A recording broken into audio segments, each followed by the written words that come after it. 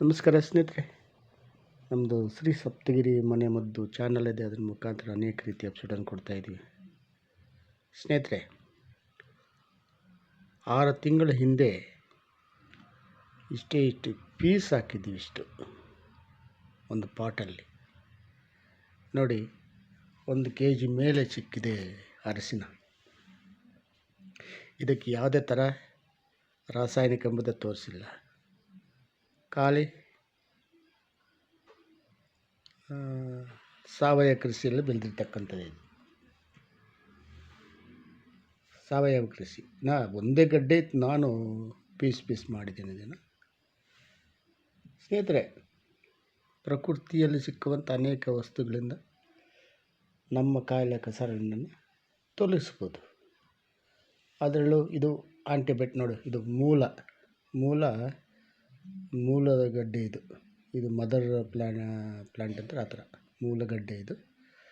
ಇಷ್ಟು ಹಾಕಿದ್ದೆ ನೋಡಿ. ಇದರಿಂದ ಇಷ್ಟು ಸಿಕ್ಕಿದೆ ನೋಡಿ.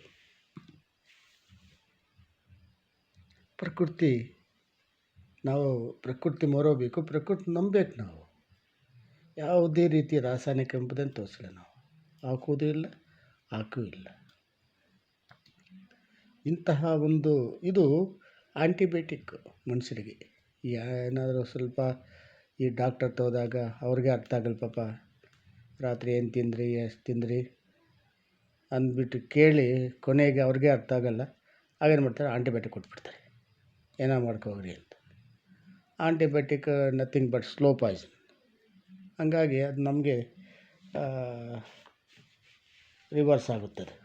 ಆದ್ದರಿಂದ ಇದು ಆಂಟಿಬಯೋಟಿಕ್ ಮನುಷ್ಯರಿಗೆ ಮತ್ತು ಫಂಗಲ್ಲು ಆಗಲಿ ಎಂಥ ಕಾಯಿಲೆ ಆಗಲಿ ಇದು ತೊಲಗಿಸುವ ಶಕ್ತಿ ಇದಕ್ಕಿದೆ. ಮತ್ತು ಆಂಟಿ ಆಕ್ಸಿಡೆಂಟ್ ಜಾಸ್ತಿ ಇದೆ.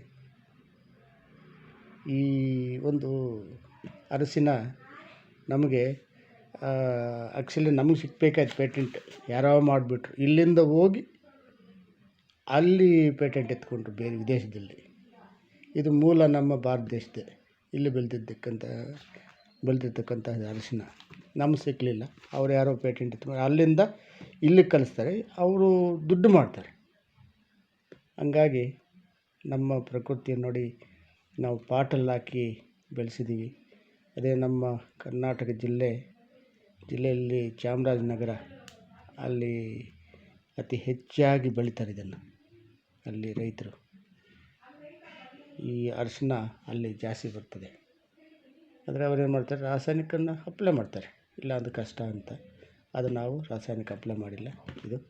ಇದನ್ನು ನಾವು ಪ್ರತಿ ಸಾಂಬಾರ್ಗೆ ಅದಕ್ಕಾಗಲಿ ಒಂಚೂರನ್ನು ಕಟ್ ಮಾಡಿ ಹಾಕಿ ಮಾಡ್ತಾ ಬಂದರೆ ಶುದ್ಧವಾದ ಅರಿಶಿನವನ್ನು ನಾವು ಸೇವನೆ ಮಾಡೋಕ್ಕಾಗುತ್ತೆ. ಮತ್ತು ಮುಂದಿನ ಎಪಿಸೋಡಲ್ಲಿ ಇನ್ನೂ ಬೇರೆ ಯಾವ ಥರ ಮಾಡಬೇಕು ಅಂತ ನಾನು ತಿಳಿಸ್ಕೊಡ್ತೀನಿ. ನಮಸ್ಕಾರ. ಇದನ್ನು ನೋಡಿ ಲೈಕ್ ಮಾಡಿ, ಶೇರ್ ಮಾಡಿ, ಸಬ್ಸ್ಕ್ರೈಬ್ ಮಾಡಿ. ಎಲ್ರಿಗೂ ಮುಟ್ಟಲಿ, ಎಲ್ಲರೂ ನೋಡಿ. ನಮಸ್ಕಾರ ಸ್ನೇಹಿತರೆ.